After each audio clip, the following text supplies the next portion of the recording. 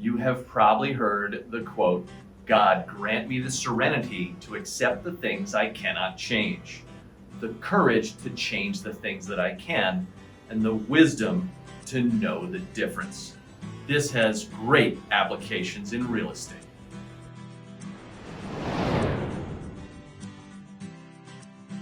When selling a home, there are certain things about the home that just cannot be changed. And in the crazy run-up since the beginning of COVID, buyers have actually looked the other way and ignored some of these things that are limiting factors to the value of a home. As the market normalizes, I think we're going to find that those items become more important to buyers, and sellers need to take these items that can't be changed into account when pricing their home. There are 5 items that I see as super important to the value of a home that probably are completely out of the control of the seller. Factor number 1, power lines. I see this all the time. There's no getting around it.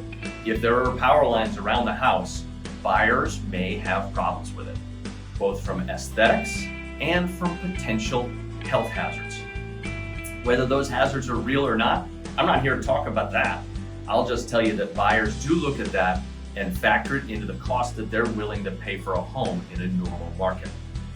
The second factor is noise. If you've got a highway near your home or a really busy street in front of it, or an airport nearby, noise can come into account. And if somebody loves spending time outside and they're looking at the house at 4 o'clock in the evening and a plane flies over and we can't have a conversation, that's going to be a detractor in a normal market. Factor number 3 is the surrounding buildings and businesses near the home. If there is a convenience store or a high traffic business near the home, or a large apartment building next door, it brings a lot more traffic, more uncertainty, and potential safety concerns. That will affect the value of your home. The next factor, as real estate agents, we're not supposed to talk much about or steer people toward or away from, is school districts. Matter of fact though, school districts do affect the value of your home. I've seen it as much as 10% in property value from one school district to another in adjoining areas. Factor number 5 is one that can be far less predictable, and that's the quality of the neighbors. I was showing a house this spring. The house was wonderful. My clients really liked it. We looked out the side windows. The next door neighbor was an absolute mess. There was trash everywhere, probably 15 bikes on the side of the house. None of them worked. And it was terrible. That house, my clients decided to pass on. It went in multiple offers, well over asking price.